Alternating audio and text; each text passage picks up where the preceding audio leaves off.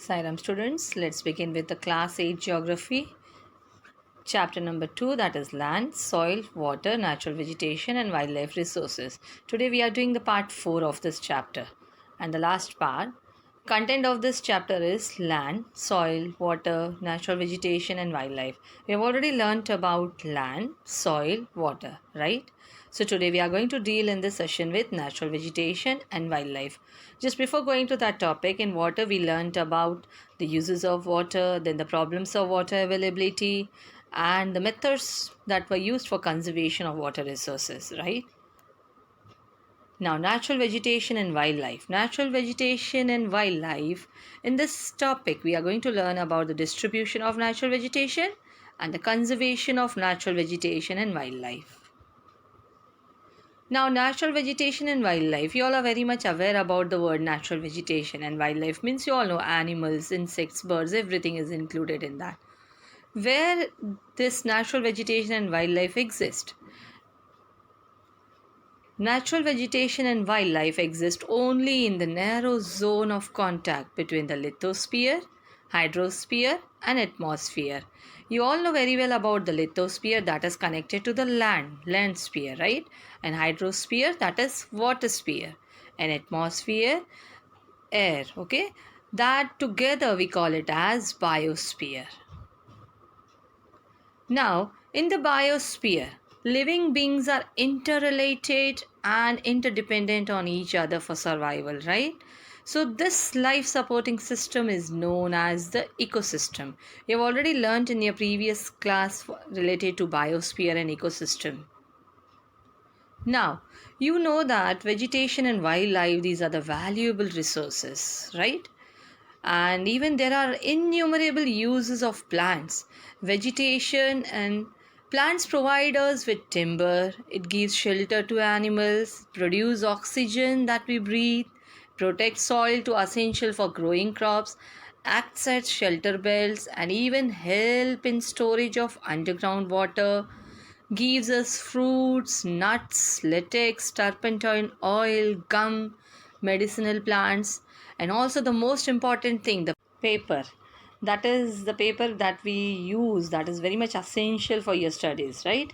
So we can say there are innumerable uses of plants, and still more we can add into that, right? Now, wildlife includes what? It includes animals, birds, insects, as well as the aquatic life, right? Then they provide us milk, meat, hides, and wool. Insects like bees provide us honey, and they also insects like bee provide us honey as well as they help us in the pollination of flowers. You have learnt about the pollination of flowers in your lower classes, and they have an important role to play as decomposers in the ecosystem. Now, what is the meaning of decomposers here? Decomposers means like breakdown. These are decomposers are also called as the scavengers also. They break down the dead animals and plants, and they also break down the waste of other organisms. So decomposers are very important for any ecosystem. If these are not present in the ecosystem, the plants would not get the essential nutrients, and dead matter and waste would pile up. So decomposers are very important in maintaining the ecosystem, and that is what the insects are doing, that the honeybees, they do that work of decomposers. The birds feed on insects and act as decomposers as well.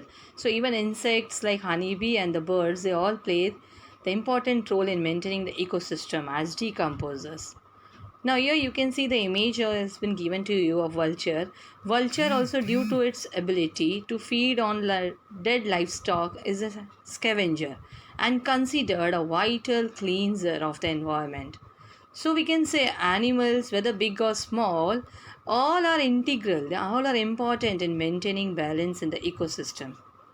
Now the next topic that we will be learning is distribution of natural vegetation. Now the growth of vegetation depends primarily on two factors, that is temperature and moisture. The major vegetation types of the world are grouped as forest, grasslands, scrubs, tundra. Now, in areas of heavy rainfall, huge trees may thrive, right? The forests are thus associated with areas having abundant water supply. Correct? You know about this. The huge trees you can see only in the forest, and that is possible only in that areas where the abundant water supply is available. As the amount of moisture decreases, the size of trees and their density reduces. So, in the regions of moderate rainfall, short stunted trees and grasses grow, forming the grasslands of the world. Then, in dry areas of low rainfall, thorny shrubs and scrubs grow. In such areas, plants have deep roots and leaves have thorny and waxy surface to reduce loss of moisture by transpiration. Here you can see in the scrubs we will get that type of vegetation. Then the next is tundra vegetation. Tundra vegetation of cold polar regions comprises of mosses and lichens. Now, forests are broadly classified as evergreen forest and deciduous forest. That is depending on when they shade their leaves. Now, evergreen, you all have learnt about the evergreen forest and the deciduous forest in your lower class also. Now, evergreen forest, it means from the word itself, they do not shade their leaves simultaneously in any season of the year.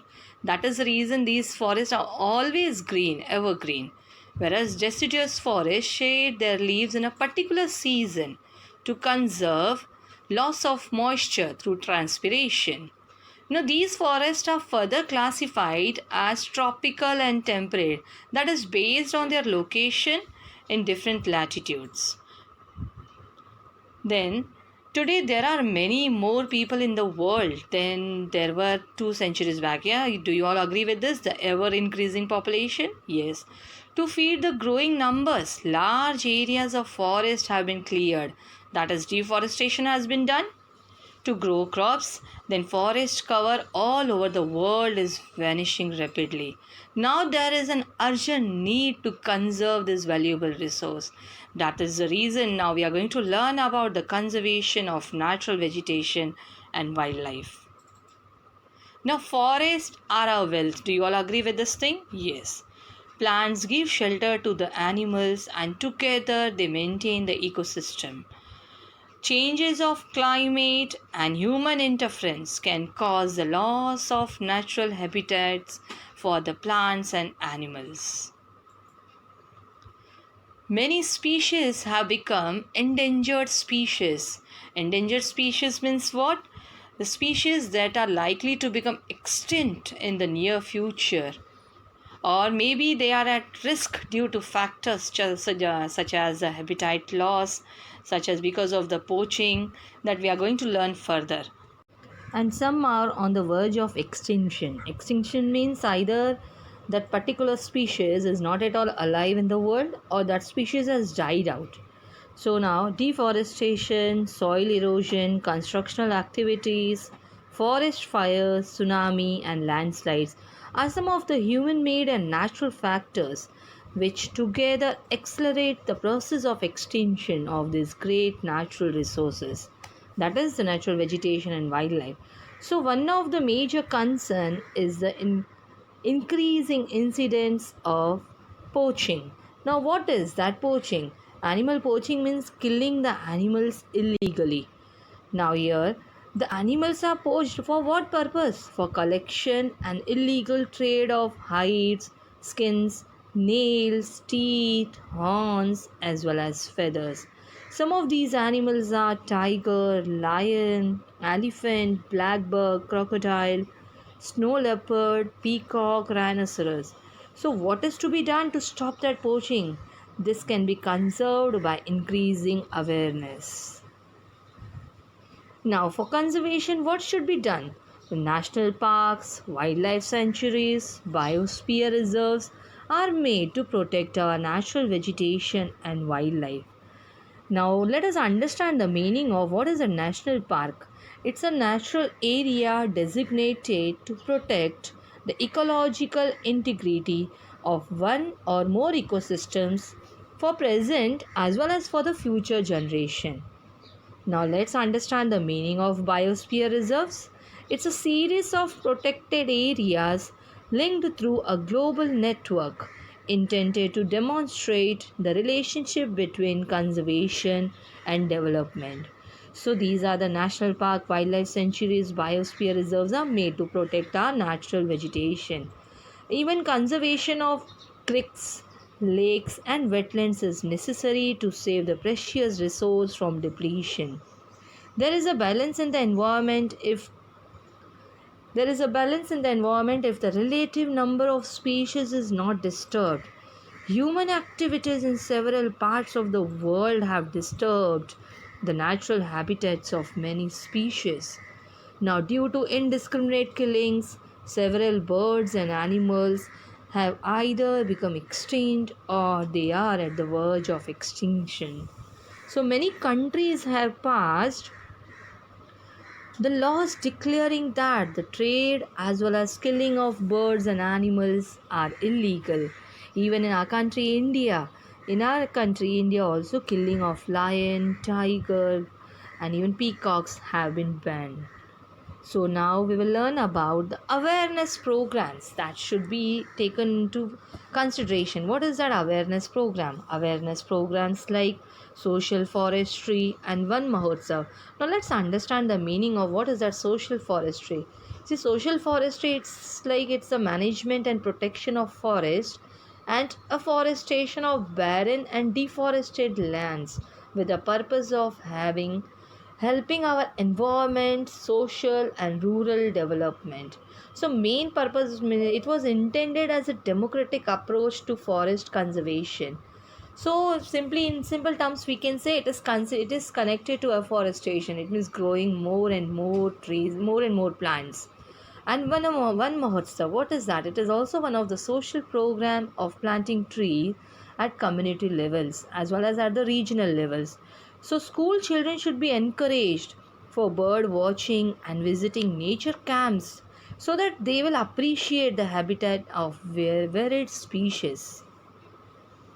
Now here an international convention sites. You can see here sites has been given to you. Now let's see what is the full form of this sites.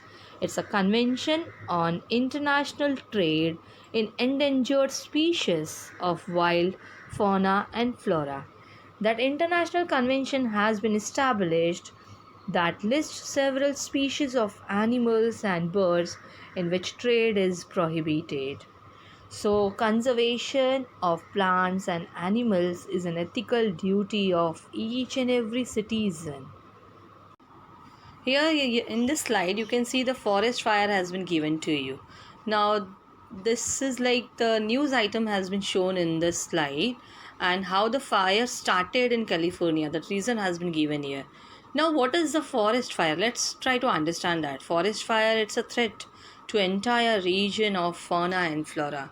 It occurs mainly due to the three reasons, that is a natural fire due to lightning, or fire due to heat generated in the litter due to carelessness of people, then purposely caused fire by the local inhabitants. So these are the main reasons through which the fire can occur in the forest. Then how to control this? Preventive of human caused fires through education. The people should be educated and should be made aware about this. Then prompt detention of fires through well coordinated network. The network should be so good that someone has observed, immediately the action should be taken. Observation point, efficient ground patrolling and communication network. So this should be done to avoid the forest fire. So here we have completed with the today's topic, that is natural vegetation and wildlife. Let's have the quick recap of what we have learnt in the today's topic.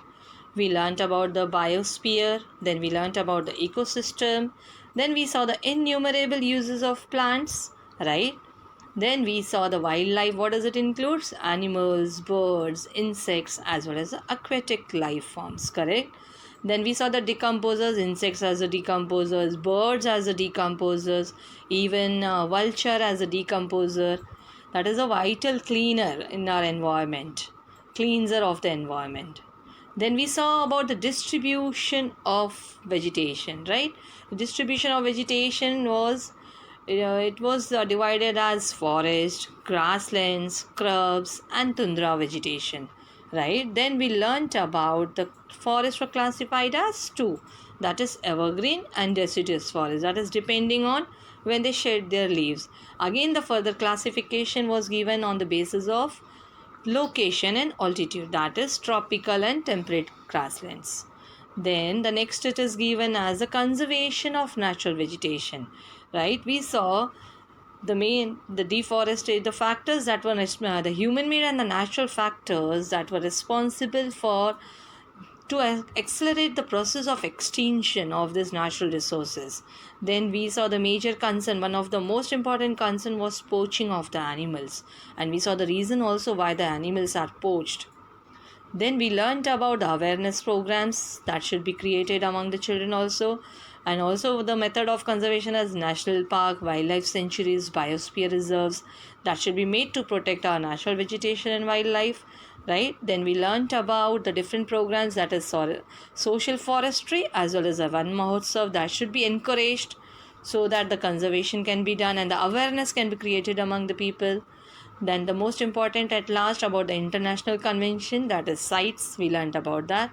Then at last we saw about the forest fire. So here we have completed with our chapter. Now in the next session we'll be meeting with a new chapter. Till then, take care.